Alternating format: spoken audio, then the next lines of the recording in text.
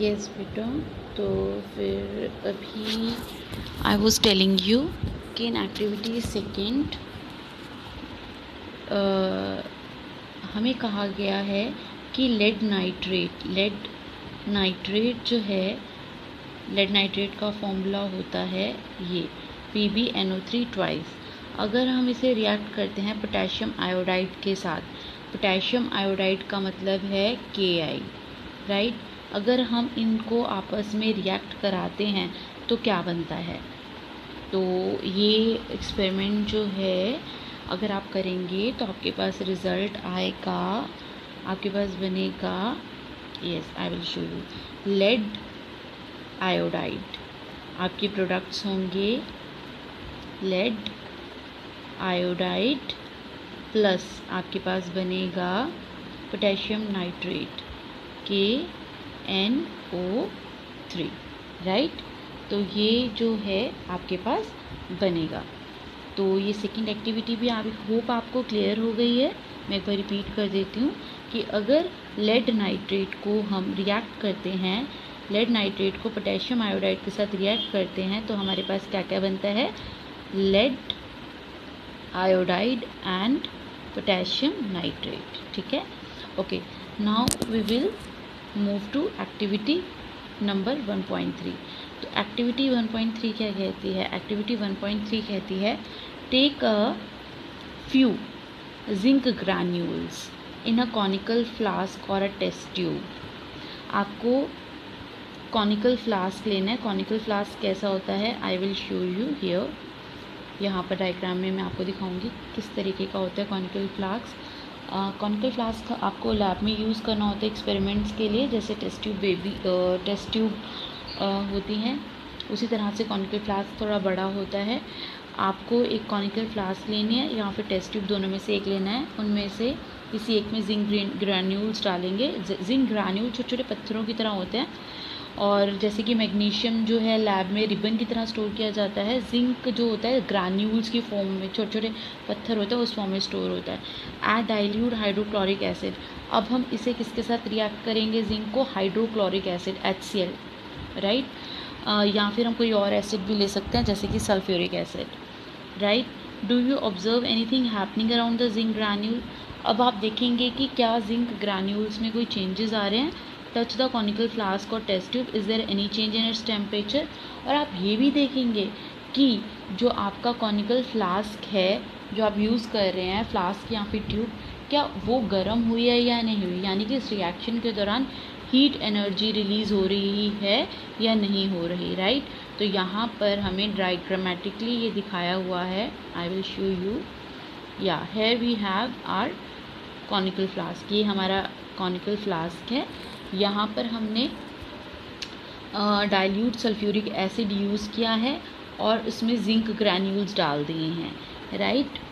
तो अब ये दोनों आपस में रिएक्ट कर रहे हैं। तो जैसे कि आपने जो है आपको पता होगा कि जो जिंक होता है वो काफ़ी रिएक्टिव होता है, राइट। तो जिंक क्या करेगा? डाइल्यूट सल्फ्यूरिक एसिड के साथ रिएक्ट करके जिंक सल्फेट बनाएगा प्लस हाइड्रोजन गैस बनाएगा, right. I will show you. Zinc है आपके पास, this is the formula for zinc and hydrochloric, यहाँ पर कौन सा लिया है हमने? Sulphuric acid, H2SO4 sulphuric acid.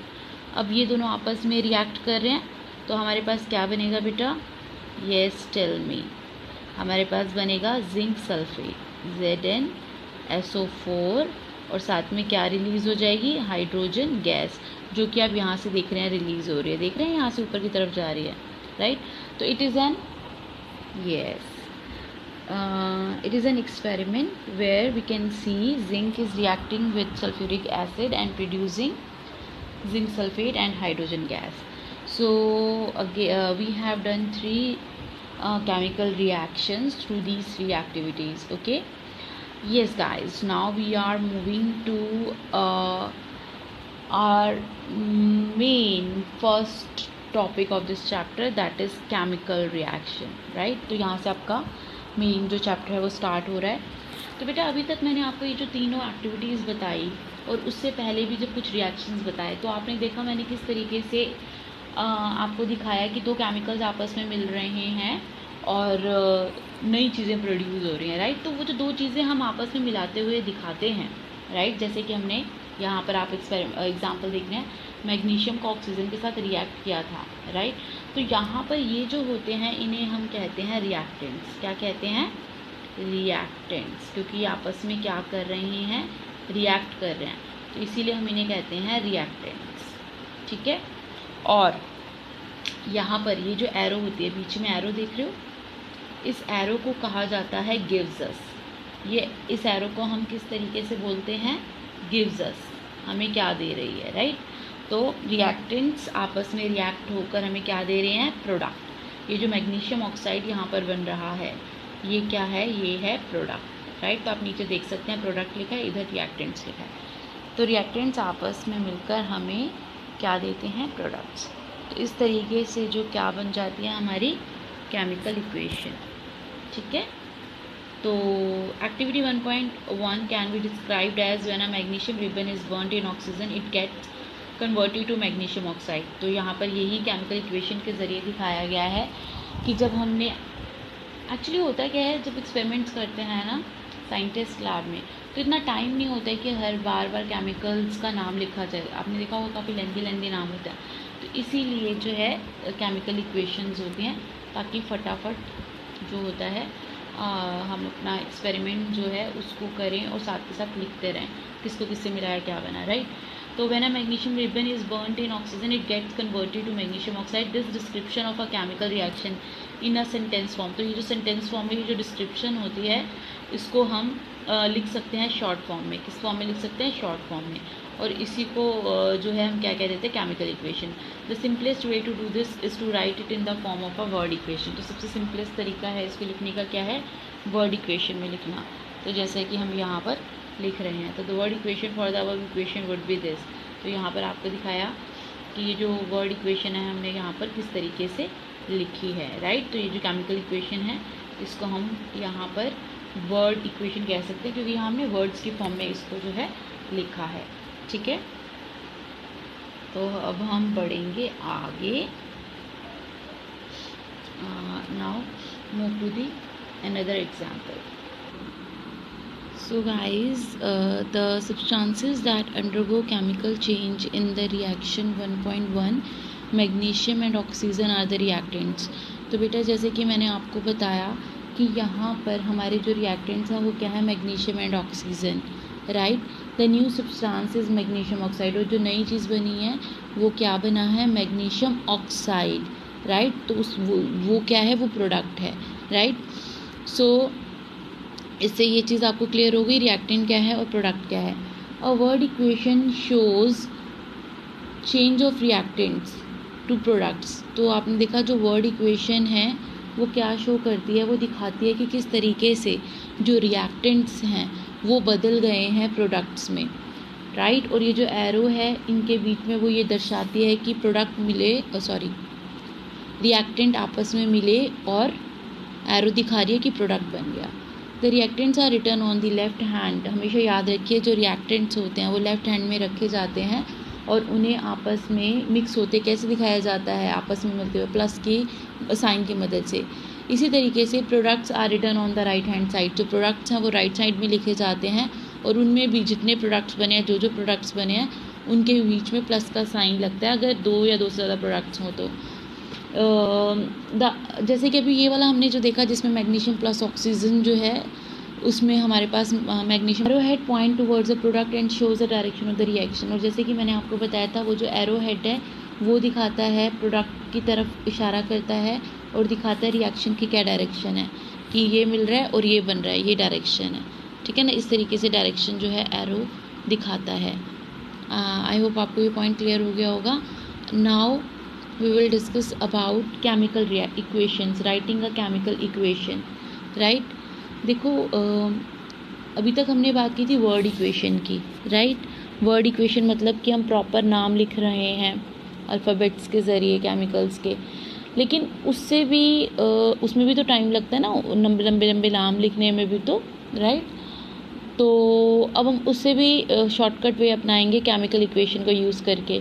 इसमें हमने क्या किया है, हमने प्रॉपर फॉर्मूलाज बनाए हुए हैं हर एक कंपाउंड के, और उसके ज़रिए हम केमिकल इक्वेशन बनाते हैं। तो हम रिएक्टेंट्स की भी केमिकल फॉर्मूला लिखेंगे और प्रोडक्ट्स के भी, जिससे हमारा टाइम बचता है और फटाफट जो है एक्सपेरिमेंट जो है वो शो किया जा सकता है थ्रू केमिकल इक्वेशंस ओनली। तो is there any other shorter way for representing chemical equation? Yes, of course, chemical equations can be made more concise and useful. We use chemical formula instead of words. तो हम words की जगह क्या use करेंगे? chemical formula, यानी English में उनके नाम लिखने की जगह, ये जो हम केमिकल नेम लिखते हैं, ये लिखने की जगह हम उनके फॉर्मूलाज लिखेंगे केमिकल्स के। Chemical equation represent a chemical reaction. तो केमिकल इक्वेशन पूरी तरह से ये रिप्रेजेंट करती है कि केमिकल रिएक्शन क्या हो रहा है। If you recall formula of magnesium oxygen and magnesium oxide, अगर आपको याद हो कि मैग्नीशियम का क्या फार्मूला है, ऑक्सीजन का क्या है और मैग्नीशियम ऑक्साइड का क्या है, तो हम बड़ी इजीली वर्ड इक्वेशन को केमिकल इक्वेशन में लिख सकते हैं। तो मैग्नीशियम का, जैसे हमने पहले भी डिस्कस किया था, Mg, ऑक्सीजन का O2 और मैग्नीशियम ऑक्साइड का MgO। तो आप देख सकते हैं कितना इजीली हमने केमिकल रिएक्शन के ज़रिए केमिकल इक्वेशन के ज़रिए केमिकल रिएक्शन जो है वो शो किया है, राइट। तो आपको समझ आ गया कि वर्ड इक्वेशन किस तरीके से हेल्पफुल है हमारी, लेकिन उससे भी ज़्यादा जो शॉर्टकट वे है हमारे पास एक्सपेरिमेंट्स को लिखने का, वो क्या है? Through chemical equations. Now count and compare the number of atoms of each element on the left hand side and right hand side of the arrow. Is the number of atoms of each element same on both the sides? If yes, then the equation is balanced. If not, then the equation is unbalanced, because the mass is not the same on both sides of the equation. So guys, it is very important. Listen to me very carefully. Such a chemical equation is a skeletal chemical equation for a reaction. Equation 1.2 is a skeletal chemical equation for the burning of magnesium in air. Yes. तो ये जो paragraph है हमें इस chapter के दूसरे topic की तरफ ले जाएगा, दूसरा बहुत important, most important topic, that is balancing of chemical equations. ठीक है बेटा, तो आपको ये समझना ज़रूरी होगा हमें ज़रूरत क्यों पड़ती है बैलेंस करने की।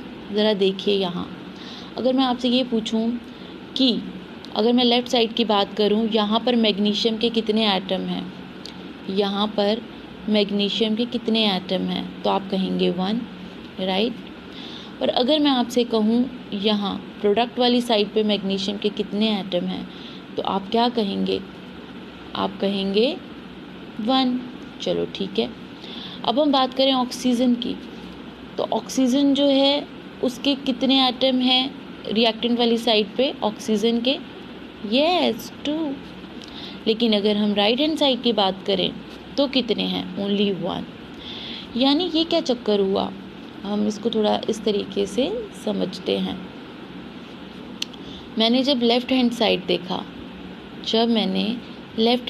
देखा तो मुझे मैग्नीशियम के कितने एटम मिले? 1। Okay, no problem, right. लेकिन जब मैंने राइट हैंड साइड देखा तो मुझे मैग्नीशियम के कितने एटम मिले? अगेन 1। ठीक है, यानी ये बैलेंस्ड है, मैग्नीशियम का तो कोई सीन नहीं, राइट। लेकिन अगर मैं बात करूं ऑक्सीजन की, तो यहाँ पर थोड़ा सा गड़बड़ है। लेफ़्ट हैंड साइड ऑक्सीजन के कितने एटम्स हैं? 2। लेकिन राइट हैंड साइड, अगर मैं राइट हैंड साइड की बात करूं तो ऑक्सीजन के कितने एटम हैं? 1। ये क्या गोलमाल है? तो इसका मतलब ये इक्वेशन बैलेंस्ड नहीं है। तो किसी भी इक्वेशन को हम बैलेंस तब कहते हैं जब उसके दोनों तरफ नंबर ऑफ एटम्स जिनकी हम बात कर रहे हैं एलिमेंट्स की, वो बराबर होते हैं। और अगर वो बराबर नहीं है तो हम उस केमिकल इक्वेशन को क्या कहेंगे? यस, हम उसे कहेंगे स्केलेटल केमिकल इक्वेशन, राइट। तो अगर वो इक्वेशन बैलेंस्ड नहीं है तो उस इक्वेशन का नाम होगा स्केलेटल